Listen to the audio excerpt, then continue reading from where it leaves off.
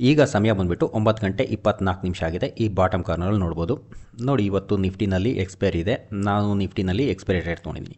ಈ expiry trade ಇದೆಯಲ್ಲ, ಇದು ಬಂದುಬಿಟ್ಟು ಪೊಸಿಷನಲ್. ಓಕೆ, ನಿನ್ನೆ ಮಾರ್ಕೆಟ್ ಕ್ಲೋಸ್ ಆಗೋಕ್ಕಿಂತ 5 ನಿಮಿಷ ಮುಂಚೆ ನಾನು ಈ ಟ್ರೇಡ್ ತೊಗೊಂಡಿದ್ದೆ. ಈ ಟ್ರೇಡ್ ಇದೆಯಲ್ಲ ಸ್ಲೈಟ್ಲಿ ಬುಲಿಶ್ ಟ್ರೇಡ್, ಅಂದರೆ ಮಾರ್ಕೆಟು ಸ್ವಲ್ಪ ಮೇಲ್ಗಡೆ ಹೋದರೆ ನನಗೆ ಪ್ರಾಫಿಟ್ ಆಗುತ್ತೆ. ಇಫ್ ಇನ್ ಕೇಸ್ ಮಾರ್ಕೆಟ್ ಏನಾದ್ರು ಕೆಳಗಡೆ ಹೋದರೆ ಇದರಲ್ಲಿ ನನಗೆ ಸಣ್ಣದಾಗಿ ಲಾಸ್ ಆಗುತ್ತೆ. ಓಕೆ, ಸೊ ಇದಕ್ಕೆ ನಾನು ಯೂಸ್ ಮಾಡೋ ಕ್ಯಾಪಿಟಲ್ ಇದೆಯಲ್ಲ 2 lakh. If in case market ಮೇಲ್ಗಡೆ ಬರಲಿಲ್ಲ ಅಂದರೆ ನಾನು ಇದರಲ್ಲಿ ಕೆಲವು ಅಡ್ಜಸ್ಟ್ಮೆಂಟ್ ಟ್ರೇಡ್ಗಳನ್ನ ತೊಗೋಬೇಕಾಗತ್ತೆ. ಸೊ ಇಮಿಡಿಯೇಟ್ಲಿ ನಾನು ಯಾವುದೇ ಥರ ಟ್ರೇಡ್ ತೊಗೊಳಲ್ಲ. ಈಗ ಮಾರ್ಕೆಟ್ ಬಂದುಬಿಟ್ಟು 25,060ರಲ್ಲಿದೆ. ಸೊ ನಾನು ವೆಯ್ಟ್ ಮಾಡ್ತೀನಿ. ವೆಯ್ಟ್ ಮಾಡಿಬಿಟ್ಟು ಮಾರ್ಕೆಟ್ ಏನಾದ್ರು ನಾನು ಎಗನೆಸ್ಟ್ ಹೋದರೆ ನಾನು ಟ್ರೇಡ್ ತೊಗೊತೀನಿ. ಇಫ್ ಇನ್ ಕೇಸ್ ಮಾರ್ಕೆಟ್ ತುಂಬ ಮೇಲ್ಗಡೆ ಬಂತು ಅಂದ್ಕೊಳ್ಳಿ, ಒಂದು 300 ಪಾಯಿಂಟ್ 200 ಪಾಯಿಂಟ್ ಮೇಲ್ಗಡೆ ಹೋದ್ರೂ ಇದರಲ್ಲಿ ಲಾಸ್ ಆಗುತ್ತೆ. ಈಗ ಸಮಯ ಬಂದುಬಿಟ್ಟು 10 ಗಂಟೆ 28 ನಿಮಿಷ ಆಗಿದೆ. ಮಾರ್ಕೆಟು 25,110 ಸ್ಪಾಟಲ್ಲಿ. ಫ್ಯೂಚರಲ್ಲಿ ಬಂದುಬಿಟ್ಟು 25,125 25,125 ಫ್ಯೂಚರ್ ಟ್ರೇಡ್ ಆಗ್ತಾಯಿದೆ. ಓಕೆ, ಇದು ಮಂತ್ಲಿ ಎಕ್ಸ್ಪೈರಿ ಆಗಿರೋದ್ರಿಂದ ನಾವು ಫ್ಯೂಚರ್ನ ರೆಫರೆನ್ಸ್ ಮಾಡಬೇಕಾಗತ್ತೆ, ಸ್ಪಾಟ್ನಲ್ಲ. ಓಕೆ, ಈಗ ನನ್ನ ಈ ಟ್ರೇಡಲ್ಲಿ ರಿಸ್ಕ್ ಇರೋದು ಅಪ್ಸೈಡ್. ಓಕೆ, ಈಗ ಮಾರ್ಕೆಟ್ ಏನಾದ್ರು ಇನ್ನೊಂದು 20-30 ಪಾಯಿಂಟ್ ಮೇಲ್ಗಡೆ ಹೋಯಿತು ಅಂದರೆ ನಾನು ಅಪ್ಸೈಡ್ ಇರೋ ರಿಸ್ಕ್ ಇದೆಯಲ್ಲ ಆ ಟ್ರೇಡ್ಗಳನ್ನ ಕಟ್ ಮಾಡಬೇಕಾಗತ್ತೆ. ಸೊ ಇನ್ನೊಂದು 20 ಪಾಯಿಂಟ್ಸ್ ಮೇಲ್ಗಡೆ ಹೋದರೆ ನಾನು ಅದನ್ನು ಮಾಡ್ತೀನಿ. ಹಾಗೆಯೇ ಓಪನ್ ಇಂಟ್ರೆಸ್ಟ್ ನೋಡಿ, ಓಪನ್ ಇಂಟ್ರೆಸ್ಟಲ್ಲಿ ಪುಟ್ಟಲ್ಲಿ ತುಂಬ ಎಕ್ಸೆಸಿವ್ ಆಫ್ ರೈಟಿಂಗ್ ಆಗ್ತಾಯಿದೆ. ಓಕೆ, 25,100 ನೋಡಿ 2.5 ಕೋಟಿ ಚಿಲ್ಲರೆ ರೈಟಿಂಗ್ ಆಗಿದೆ. ಹಾಗೆ 25,050ರಲ್ಲಿ 1,56,00,000. ಹಾಗೆ 25,100ರಲ್ಲಿ 1,90,00,000 ರೈಟ್ ಆಗಿದೆ.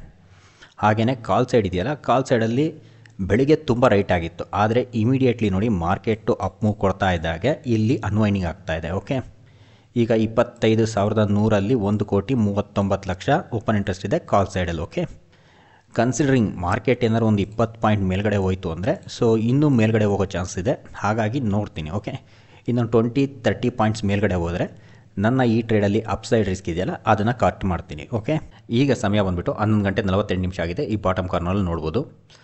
ನೋಡಿ, ನನ್ನ ಪೊಸಿಷನಲ್ ಟ್ರೇಡಲ್ಲಿ ನಾನು ಯಾವುದೇ ಬದಲಾವಣೆ ಮಾಡಿಲ್ಲ. ಹಾಗೆ ಇಂಟ್ರಾಡೇನಲ್ಲೂ ನಾನು ಯಾವುದೂ ಟ್ರೇಡ್ ತೊಗೊಂಡಿಲ್ಲ. ಇಲ್ಲಿ ಡೇ ಹಿಸ್ಟ್ರಿನಲ್ಲಿ ನೋಡ್ಬೋದು 25,600 ಇದೆಯಲ್ಲ, 35 ಪೈಸೆ ಕೊಟ್ಟು 600 ಕ್ವಾಂಟಿಟಿ ತೊಗೊಂಡಿದ್ದೆ. ಇದೇನಕ್ಕೆ ಅಂದರೆ ನನಗೆ ಏನಾರು ಆಪರ್ಚುನಿಟಿ ಇದ್ದರೆ ಮಾರ್ಜಿನ್ ಬೆನಿಫಿಟ್ಗೋಸ್ಕರ ತೊಗೊಂಡಿದ್ದೆ. ಬಟ್ ನಾನು ಇದನ್ನು ಬೈ ಮಾಡಿದ್ದೀನಿ ಅಷ್ಟೇ. ಸೊ ಯಾವುದೇ ಸ್ಟ್ರಾಟಜಿನ ಡಿಪ್ಲಾಯ್ ಮಾಡಿಲ್ಲ. ಬೇಸಿಕಲಿ ನಮ್ಮ ಪೊಸಿಷನಲ್ ಟ್ರೇಡ್ನೇ ಏನು ತೊಗೊಂಡಿದ್ನಲ್ಲ ಅದನ್ನೇ ಹೋಲ್ಡ್ ಮಾಡ್ತಾಯಿದ್ದೀನಿ. So we will see. Okay, ಏನಾರು ಆಪರ್ಚುನಿಟಿ ಇದ್ದರೆ ಮಾತ್ರ ಇಂಟ್ರಾಡೇನಲ್ಲಿ ಟಚ್ ಮಾಡ್ತೀನಿ, ಇಲ್ಲಾಂದರೆ ನಾನು ಇಂಟ್ರಾಡೇನಲ್ಲಿ ಯಾವುದೇ ಟ್ರೇಡು ತೊಗೊಳಲ್ಲ. ಹಾಗೆ ಓಪನ್ ಇಂಟ್ರೆಸ್ಟ್ ನೋಡಿ, ಓಪನ್ ಇಂಟ್ರೆಸ್ಟಲ್ಲಿ ಬಂದುಬಿಟ್ಟು 25,100 ಇದೆ ನೋಡಿ. ಇದರಲ್ಲಿ ಪುಟ್ ಸೈಡಲ್ಲಿ ಬಂದುಬಿಟ್ಟು 1,96,00,000 ರೈಟಿಂಗ್ ಆಗಿದೆ. ಹಾಗೆ ಕಾಲ್ ಸೈಡಲ್ಲಿ ನೋಡ್ಬೋದು 1,88,00,000. ಬೇಸಿಕಲಿ ಎರಡು ಕಡೆನೂ ಸಮ ಪ್ರಮಾಣದಲ್ಲಿ ರೈಟಿಂಗ್ ಆಗಿದೆ. ಮೋಸ್ಟ್ ಪ್ರಾಬಬ್ಲಿ 25,100 ಇದೆಯಲ್ಲ ಇಲ್ಲಿ ಎಕ್ಸ್ಪೈರ್ ಆಗೋ ಚಾನ್ಸಸ್ ಇದೆ, ನೋಡಬೇಕು. Okay, most likely open interest ನೋಡೋ ಪ್ರಕಾರ 25,100ರಲ್ಲಿ ಎಕ್ಸ್ಪೈರ್ ಆಗಬೇಕು. ಇವತ್ತು monthly expiry, so we will never know. Okay, last ಮೂಮೆಂಟಲ್ಲಿ ಯಾವ್ದಾದ್ರು ಹ್ಯೂಜ್ ಮೂಮೆಂಟ್ ಬಂದರೂ ಬರ್ಬೋದು, ವಿ ವಿಲ್ ಸಿ ದ್ಯಾಟ್. ಈಗ ಸಮಯ ಬಂದುಬಿಟ್ಟು 3 ಗಂಟೆ 24 ನಿಮಿಷ ಆಗಿದೆ. ಬಾಟಮ್ ಕಾರ್ನರಲ್ಲಿ ನೋಡ್ಬೋದು. ನನಗೆ ಇವತ್ತು 2,500 ರೂಪಾಯಿ ಲಾಸ್ ಆಗ್ತಾಯಿದೆ. ಓಕೆ, ನೋಡಿ, ನಮ್ಮದು ಇನಿಷಿಯಲಿ ಪೊಸಿಷನಲ್ ಟ್ರೇಡ್ ಇತ್ತಲ್ಲ, ಆ ಪೊಸಿಷನಲ್ ಟ್ರೇಡ್ನೇ ನಾನು ಹೋಲ್ಡ್ ಮಾಡಿದರೆ ನನಗೊಂದು 1,500 ರೂಪೀಸ್ ಪ್ರಾಫಿಟ್ ಆಗೋದು. ನೋಡಿ, ಇಲ್ಲಿ ಡೇ ಹಿಸ್ಟ್ರಿನಲ್ಲಿ ಏನು ತೋರಿಸ್ತಾ ಇದೆ, 4,000 ರೂಪಾಯಿ ಲಾಸ್ ತೋರಿಸ್ತಾ ಇದೆ. ಬಟ್ ನನಗಾಗಿರೋದೆಷ್ಟು 2,500 ರೂಪಾಯಿ ಲಾಸ್. ಬೇಸಿಕಲಿ ಇದೇನು ಹೇಳ್ತಾ ಇದೆ ಅಂದರೆ, ನಾನು ಇವತ್ತು ಇಂಟ್ರಾಡೇನಲ್ಲಿ ಏನೂ ಅಡ್ಜಸ್ಟ್ಮೆಂಟು ಅಥವಾ ನಾನು ಟ್ರೇಡ್ನ ಕಟ್ ಮಾಡಿದೆ ಹಾಗೆ ಹೋಲ್ಡ್ ಮಾಡಿದರೆ ನನಗೆ 1,500 ರೂಪೀಸ್ ಪ್ರಾಫಿಟ್ ಆಗೋದು. ಅದ್ರ ಬದಲು ನನಗೆ ಈಗೇನಾಗಿದೆ 2,500 ರೂಪಾಯಿ ಲಾಸ್ ಆಗಿದೆ. ನೋಡಿ, ಇವತ್ತು ಮಾರ್ಕೆಟ್ ಇದೆಯಲ್ಲ ಎಕ್ಸ್ಟ್ರೀಮ್ಲಿ ವಾಲಟೈಲ್ ಆಗಿತ್ತು. ಓಕೆ, ಸೊ ನಾನು ಆ ಟ್ರೇಡ್ಗಳನ್ನ ಕಟ್ ಮಾಡಬೇಕಾಯಿತು, ಕೆಲವು ಟ್ರೇಡ್ಗಳನ್ನ ತೊಗೋಬೇಕಾಯಿತು. ಬೇಸಿಕಲಿ ನೋಡಿ, ಈ ಕ್ಯಾಂಡಲ್ಸ್ ಇದೆಯಲ್ಲ ಇದು 100 ಪಾಯಿಂಟ್. ಓಕೆ, ಇದು 5 ಮಿನಿಟ್ಸ್ ಕ್ಯಾಂಡಲು. ಇದು ಬರ್ತಿದ್ದ ಹಾಗೆ ನನಗೆ ಕೆಲವು ಪೊಸಿಷನ್ ಟ್ರೇಡ್ಗಳಿತ್ತಲ್ಲ ಅದನ್ನು ಕಟ್ ಮಾಡಬೇಕಾಗಿತ್ತು. ಬೇಸಿಕಲಿ ನಾನೊಂದು ಮಿಸ್ಟೇಕ್ ಮಾಡಿದೆ, ಎರಡನ್ನೂ ಕಟ್ ಮಾಡೋದು ಬೇಕಿರಲಿಲ್ಲ, ನನಗೆ ಪಾರ್ಟ್ ಆಫ್ ದ ಟ್ರೇಡ್ನ ಕಟ್ ಮಾಡಬೇಕಾಗಿತ್ತು. ಆದರೆ ಯು ನೆವರ್ ನೋ, ಪರ್ಫೆಕ್ಟಾಗಿ ಜಡ್ಜ್ ಮಾಡೋಕ್ಕಾಗಲ್ಲ. ಓಕೆ, ಅದಾದ ನಂತರ ನೋಡಿ ಮಾರ್ಕೆಟ್ ಇಲ್ಲೇ ಸ್ವಲ್ಪ ತಿತ್ತಲ್ಲ, ಸೊ ಇಲ್ಲೇನಾಗ್ತಾಯಿತ್ತು ಅಂದರೆ ಐ ವಿ ಸ್ಪೈಕ್ ಆಗ್ತಾಯಿತ್ತು.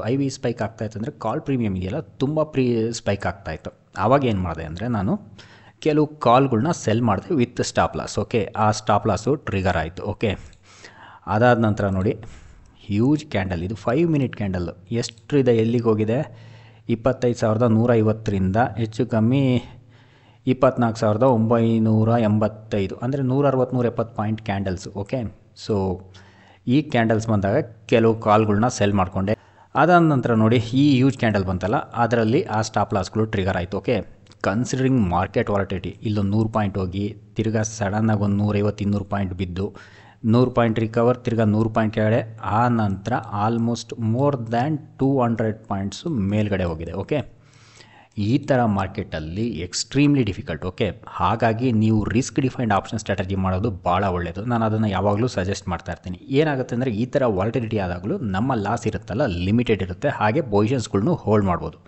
ಹ್ಯಾವಿಂಗ್ ಸೈಡ್ ದ್ಯಾಟ್, ನೋಡಿ ನಾನು ಇವತ್ತು ಕೆಲವು ಮಿಸ್ಟೇಕ್ ಮಾಡಿದೆ. ಒಂದು ಟ್ರೇಡ್ ಕಟ್ ಮಾಡಿದ್ನಲ್ಲ, ಅದಾದ ನಂತರ ನಾನು ಇನ್ನೂ ಟ್ರೇಡ್ ತೊಗೊಂಡಲ್ಲ, ಯಾವುದು ಬೇಸಿಕಲಿ ಕಾಲ್ನ ಸೆಲ್ ಮಾಡಿಬಿಟ್ಟು ವಿತ್ ಸ್ಟಾಪ್ ಲಾಸ್. ಓಕೆ, ಅದು ಟ್ರಿಗರ್ ಆಯಿತು. ಸೊ ಅದೊಂದು ಮಿಸ್ಟೇಕ್ ಆಯಿತು. ಸೊ ಅದಾದ ನಂತರ ನಾನು ಟ್ರೇಡ್ನ ಅವಾಯ್ಡ್ ಮಾಡ್ಬೋದಾಯಿತು. ಬಟ್ ಎಗೇನ್ ಈ ಫಾಲ್ ಆದಾಗ ಪ್ರೀಮಿಯಮ್ ಚೆನ್ನಾಗಿತ್ತು ಅಂತ ನಾನು ಕೆಲವು ಕಾಲ್ಗಳನ್ನ ಸೆಲ್ ಮಾಡಿದೆ. ಸೊ ಎಗೇನ್ ಈ ಗ್ರೀನ್ ಕ್ಯಾಂಡಲ್ ಬಂತಲ್ಲ, ಅದು ಸ್ಟಾಪ್ ಲಾಸ್ ಟ್ರಿಗರ್ ಆಯಿತು. ಹಾಗಾಗಿ ನೀವು ನೋಡ್ಬೋದು 2,500 ರೂಪಾಯಿ ನನಗೆ ಲಾಸ್ ಆಗಿದೆ. ನೋಡಿ, ಮಾರ್ಕೆಟಲ್ಲಿ ಲಾಸ್ ಇಲ್ದೇ ಟ್ರೇಡ್ ಮಾಡೋದು ಆಗಲ್ಲ. ಓಕೆ, ನೀವು ರಿಸ್ಕ್ ಡಿಫೈನ್ಡ್ ಆಪ್ಷನ್ ಸ್ಟ್ರಾಟಜಿ ಮಾಡೋದ್ರಿಂದ ಏನಾಗುತ್ತೆ ಅಂದರೆ ನಿಮಗೆ ಲಾಸ್ ಆಗುತ್ತಲ್ಲ, ಅದು ಚಿಕ್ಕದಾಗಿರುತ್ತೆ. ಸೊ ನಾನು ಯಾವಾಗಲೂ ಸಜೆಸ್ಟ್ ಮಾಡ್ತೀನಿ, ರಿಸ್ಕ್ ಡಿಫೈನ್ಡ್ ಆಪ್ಷನ್ ಸ್ಟ್ರಾಟಜಿ ಮಾಡಿ. ನೋಡಿ, ಇದರಲ್ಲಿ ಬೈಯರು ಸೆಲ್ಲರು ಯಾರೂ ಪ್ರಾಫಿಟ್ ಮಾಡಲ್ಲ. ಜಿಗ್ಜ್ಯಾಗ್ ಕೆಳಗಡೆ ಮೇಲ್ಗಡೆ ಎಲ್ಲ ಕಡೆನೂ ಸ್ಟಾಪ್ ಲಾಸ್ ಟ್ರಿಗರ್ ಆಗಿರುತ್ತೆ. ಓಕೆ, ಎಸ್ಪೆಷಲಿ ನೀವು ಸೆಲ್ಲರ್ ಆಗಿ ನೇಕೆಡ್ ಸೆಲ್ಲಿಂಗ್ ಮಾಡಿದರೆ ವಿತೌಟ್ ಸ್ಟಾಪ್ ಲಾಸು ಒಂದೇ ದಿನ ನಿಮ್ಮ ಕ್ಯಾಪಿಟಲ್ ಇದೆಯಲ್ಲ ಅದು ಪೂರ್ತಿ ಎರೋಡ್ ಆಗುತ್ತೆ.